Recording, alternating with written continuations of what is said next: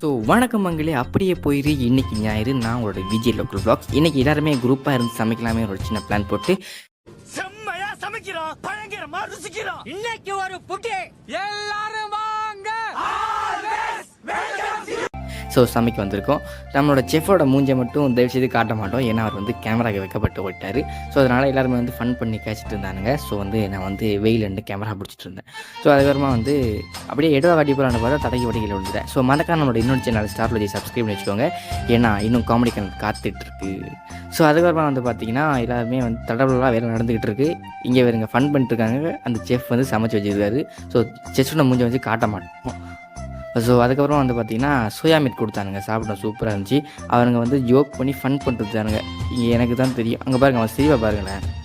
அதுக்கப்புறமா இவன் சிரிச்சை பார்த்தா எல்லாருக்குமே சிரிப்பு வந்துடும். ஸோ அதுக்கப்புறமா ஏலக்காயை வந்து ரெடி பண்ணி எடுத்துட்டானுங்க. ஸோ அதுக்கப்புறம் வந்து பார்த்தீங்கன்னா எல்லாமே சும்மா தடல் ஃபுல்லாக ரெடி ஆகிக்கிட்டு இருக்குது.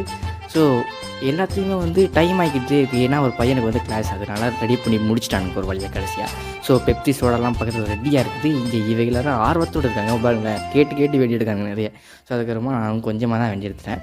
ஸோ வெண்டி எடுத்ததுக்கப்புறமா வந்து எப்படி இருக்க போதோ எங்களோட சமையல் சாப்பிட்டா தான் என்ன இருக்குமோ தெரியலன்னு ஒரு வாய் வச்சேன். பரவாயில்ல, ஒரு மாதிரியாக தான் இருக்குது, பட் சூப்பராக இருக்குது. ஸோ சோடாலாம் ஊற்றி 5 செகண்ட் கூட அவன் எடுத்து குடிச்சு போட்டான். அவளை சோடாதையும். மீண்டும் சந்திக்கும் வரை நான் உங்கள் விஜய் லோக்கல் vlogs.